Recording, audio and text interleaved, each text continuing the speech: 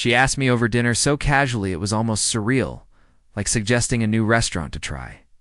"I think we should consider an open marriage," she said. I didn't blink. I didn't say a word. I just watched her cut into her salmon as if she hadn't just gutted 14 years of us with those words. I nodded once, not out of agreement, but acknowledgement. That moment marked the end of everything. The marriage, the lies, the pretending. Her fork scraped the plate, a sharp sound I etched into memory. I didn't ask who he was. I already knew. We met back in college. She was fire ambition wrapped in sharp wit, always 10 steps ahead of everyone, except me. Or so I thought. She said I made her feel safe, like she could finally breathe without the need to compete, just to build. So we built a home, a business, a future. I missed the cracks, the business trips that stretched longer, the new phone she'd never let go of, the laughs that no longer reached her eyes. Subtle things, easy to excuse, till they weren't. It was a rainy Tuesday. She left her phone on the couch, screen facing you, Pa, rare slip. The text preview said, "Can't wait to taste you again tonight." I didn't open the message. Didn't. Nita. I just stared at those words like they were a code I'd already deciphered. That was the moment pain turned into purpose. I didn't confront her. Instead, I spent the next 3 months transforming into the person she thought I'd never be, the one who watches without being seen. Her lover was predictable. A junior partner at the firm she'd asked me to help launch, younger, dumber. The type who mistakes charm for substance. I installed keyloggers, cloned her cloud accounts, traced credit card records. Every lie she told became a receipt. Every late meeting, a GPS coordinate. I didn't hate her, not yet. Hate is loud.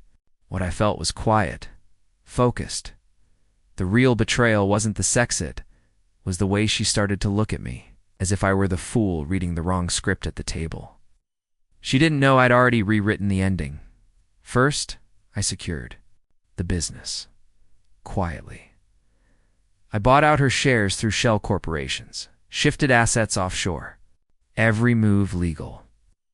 Every signature forged with the power of attorney.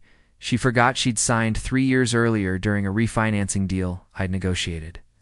She was so busy undressing her boy toy in hotel elevators, she never saw me strip her of financial control. Then I filed for divorce, not publicly, but strategically. She was served at a charity gala. Cameras flashed, people watched. Her hands trembled as she opened the envelope. I sipped my scotch from across the room and nodded. Once, 2 days later, she stormed into my office, eyes blazing. "You set me up," she hissed. I stood behind my desk, silent. Let her rage. Let her ego collapse under its own weight. I slid a folder toward her bank statements, photographs, chat logs, hotel bookings. One by one, she flipped through the evidence, until her hands stopped moving. "No one will believe you," she whispered. "I don't need them to," I said. "But your investors will." She sank into the chair like the floor had shifted beneath her. The climax came in the boardroom. 15 executives, a merger on the line. She walked in smiling, unaware the partners already had my dossier. I didn't need to say a word. They did it for me. By the time she realized the deal was dead, so was her title. I voted her out. Unanimously. She looked at me like I was a stranger. Maybe she didn't recognize me. Maybe I didn't recognize myself either. That night she called. I made a mistake. I let the silence answer. She moved out 2 weeks later. He didn't help her pack. She tried to fight the prenup until I reminded her of the offshore accounts, the paper trail, and the court admissibility of her messages. In the end, she walked away with half of what she thought she owned. I walked away with the rest. Now, I sit alone in the house we designed together. Laughter still echoes faintly in the corners, but it's just sound, empty history. Echoes aren't real. I am not bitter. Bitterness is passive. This was active. This was justice. Some nights I still replay the moment she asked for an open marriage, the smug confidence. The assumption I'd agree, that I'd sit quietly while she dismantled the life we built. But I didn't open a marriage. I ended it. Clean. Surgical. And when she left, I told her the truth. There's no need for an open marriage. We're already finished. You're free to go with whoever was worth losing everything for. She didn't reply.